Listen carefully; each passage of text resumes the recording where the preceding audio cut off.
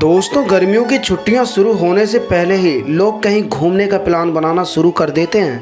दोस्तों, एक महाद्वीप ऐसा भी है जहां जाना तो हर कोई चाहता है, लेकिन पहुंच कोई कोई पाता है। जी हां दोस्तों, हम बात कर रहे हैं अंटार्कटिका महाद्वीप की। ये धरती पर मौजूद सभी 7 महाद्वीपों में सबसे ठंडा है। इसका 98% हिस्सा 12 महीने बर्फ की मोटी चादर से ढका रहता है। ज्यादातर लोग इस जगह के बारे में ज्यादा से ज्यादा जानना चाहते हैं, लेकिन अगर आप टूर पर अंटार्कटिका जाना चाहते हैं तो ये आसान नहीं है। दोस्तों, अंटार्कटिका महाद्वीप को दुनिया का सबसे खतरनाक पर्यटन स्थल माना जाता है। दक्षिणी ध्रुव पर मौजूद इस महाद्वीप में तेजी से हवाएं चलती रहती हैं तथा अंटार्कटिका पर करीब 2 किलोमीटर मोटी बर्फ की चादर फैली हुई है। बता दें कि अंटार्कटिका को दुनिया का आखिरी छोर भी कहा जाता है। फ्लड को जमा देने वाली ठंड के बावजूद इस महाद्वीप पर घूमने लायक कई पर्यटन स्थल हैं। बता दें कि अंटार्कटिका महाद्वीप दुनिया में अकेली जगह है जहां 6 महीने दिन और 6 महीने रात रहती है। यहाँ सर्दी और गर्मी के केवल 2 ही मौसम होते हैं। 6 महीने अंधेरा और 6 महीने रहता है उजाला।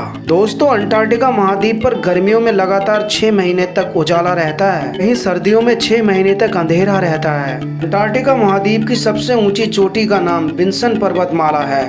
करीब 4892 मीटर ऊंची इस चोटी को विन्सन मैसिव भी कहते हैं। बता दें कि अरुणिमा सिंह इस पर्वत की चोटी पर भारतीय ध्वज फहरा चुकी है तथा ये चोटी पर्वतारोहियों को काफी आकर्षक करती है।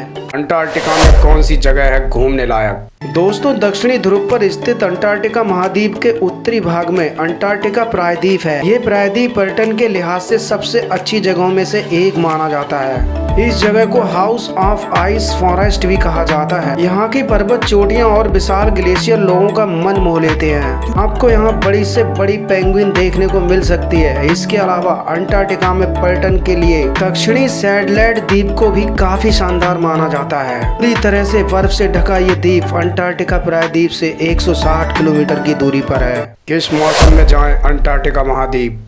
दोस्तों, साउथ सैडलैंड द्वीप में मौजूद अनुसंधान केंद्रों में शोध करने के लिए अलग अलग देशों से शोधकर्ता आते हैं।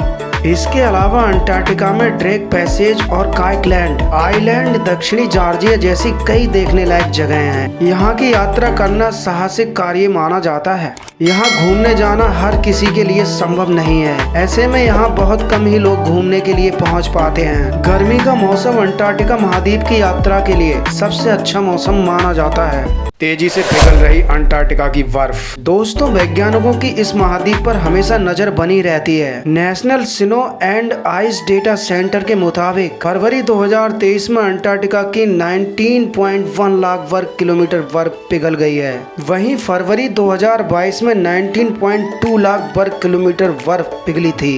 वैज्ञानिकों के मुताबिक अंटार्कटिका की बर्फ अब तेजी से पिघल रही है। साल 1979 में सैटेलाइट के जरिए अंटार्कटिका की स्थिति पर नजर रखी जा रही थी तथा पिछले कुछ साल में गर्मियों का मौसम तेजी से बढ़ने के कारण यहाँ बहुत ज्यादा बर्फ पिघलती हुई नजर आ रही है। क्यों तेजी से पिघल रही है अंटार्कटिका की बर्फ? दोस्तों, डेटा सेंटर के वैज्ञानिकों के मुताबिक सिर्फ जलवायु में हो रहे बदलाव अंटार्कटिका में बर्फ पिघलने का कारण नहीं है। उनके अनुसार ग्लोबल वार्मिंग भी इसकी बड़ी वजह हो सकती है। वैज्ञानिक चिंतित है कि बढ़ती गर्मी के कारण ग्लेशियर तेजी से पिघल रहे हैं। इसकी वजह से समुद्री का जल स्तर बढ़ रहा है। इससे समुद्र का खारापन भी कम होगा। गर्म हवाओं की वजह से बर्फ तेजी से पिघल रही है। रिपोर्टर्स के मुताबिक इस साल गर्म हवाओं का तापमान 1.5 डिग्री ज्यादा रहा है। अंटार्कटिका 4 करोड़ सालों से बर्फ की चादर से ढका हुआ है।